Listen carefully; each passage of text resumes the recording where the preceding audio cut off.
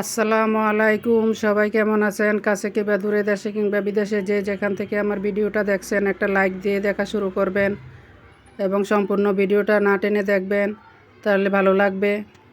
গতকালকে আমার হাজব্যান্ড বাজার থেকে কি আনলো।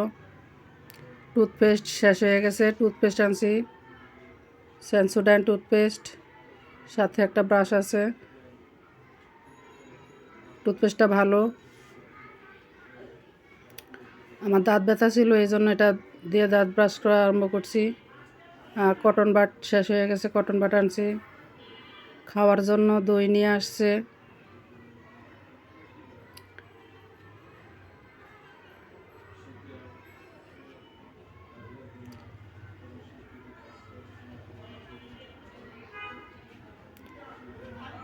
আপনারা কে কেমন আছেন কমেন্টের মাধ্যমে জানাবেন এবং আমার চ্যানেলটা সাবস্ক্রাইব করে দিবেন।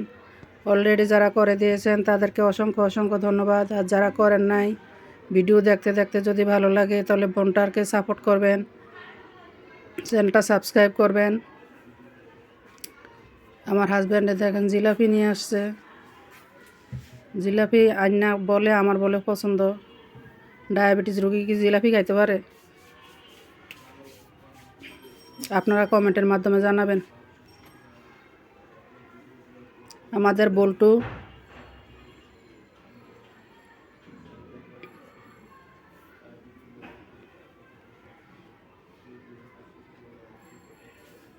জিলাপি খাইয়া টেস্ট করলাম, আনছে, এখন খেতে তো হবেই, টাকা দিয়ে কিনে আনছে। জানে ডায়াবেটিস, চিনি সুগার খাওয়া যায় না, তারপরও জিলাপি কিনে আনছে, নিজের মনে দেখে মনে চাইছে।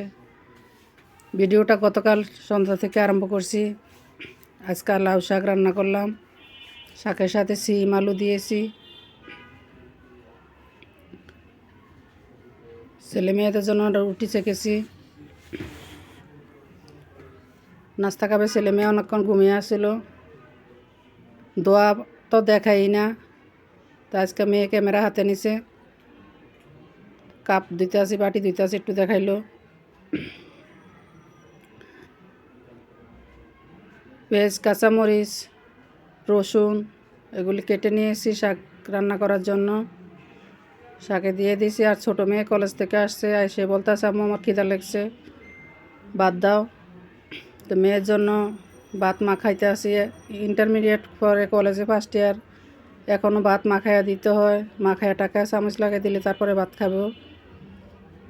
নিজের ভাতটা নিজেও মাইকে খাইতে পারে না। এই সমস্ত ছেলে মেয়ে কী করব, কেমনে দুনিয়াদারি করব? ভাত এখনও মাখাইয়া দিতে হয়, ছেলেরও দিতে হয় মাখাইয়া, মেয়েরও দিতে হয়। আর বড় মেয়ে নাস্তা করতে বসছে। কালকে আর বাজে আসছিল, ওই বাজে নিছে আর ডিম পোস করে নিছে।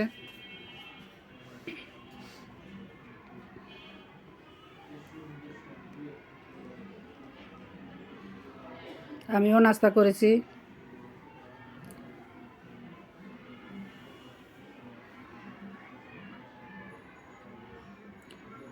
এই তো আজকে আবার হঠাৎ করে খুব শীত পড়তে আছে।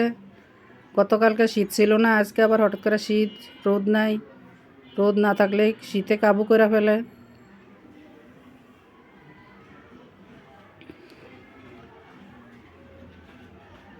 রোদ না থাকলে কাপড় চোপড়ও শুকায় না।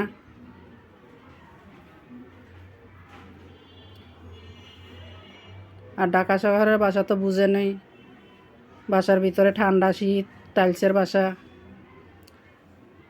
তো শাক হয়ে আসছে, তারপর অনেকক্ষণ ধরে শাকের শুকাইতে হইব। আমার হাজব্যান্ড মানে শাকে যাতে পানি না থাকে, টান টান করে শাক রান্না করতে হয়। আর নানি রান্না করে খাওয়াইতো টান টান করে শাক, মায় রান্না করে খাওয়াইছে। এখন স্ত্রীর শাকের ভিতরে পানি থাকে, এটা পছন্দ করে না। তো আমরা শাক দিয়ে ভাত খেলাম, সাথে ডাল ছিল, গতকালকার মুরগির মাংস ছিল। অনেক দিন পরে শাক রান্না করছি। শাক রান্না করা কিন্তু মাংসের থেকেও কষ্ট। শাক বসে বসে কাটতে হয়, ধুইতে হয়, শাকের থেকে অনেক বালু বের হয়, ভালো করে শাক ধুইতে হয়। আর ছেলে মেয়েরাও শাক সবজি খায় না, তো এই জন্য বেশি শাক সবজি রান্না করা কম পড়ে। তাদের জন্য মুরগি, গরুর মাংস এগুলি রান্না করার পরে মাছ, ছেলে মাছ খায় না, একজনের জন্য আবার আলাদা কী তৈরি করব, এই ঝামেলা সংসারের ভিতরে। সব সংসারেই ছেলে পেলে মেয়েরা শাক সবজি খায় না, তাদের জন্য মুরগি মাছ মাংস রাঁধতে হয়। তা আমরা ভাত খেলাম মামে। তা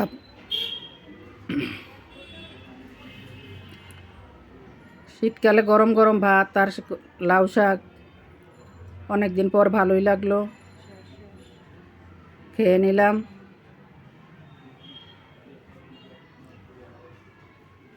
5 জনে 5 বার খাইলাম। হাজব্যান্ডে খাইলো, তারপর ছোটো মেয়ে খাইলো, এখন আমি আর বড় মেয়ে খাইলাম। ছেলে এখনও খায় নাই, খাবে। তাকেও ভাত মাখায় চামচ লাগাই দিতে হয়।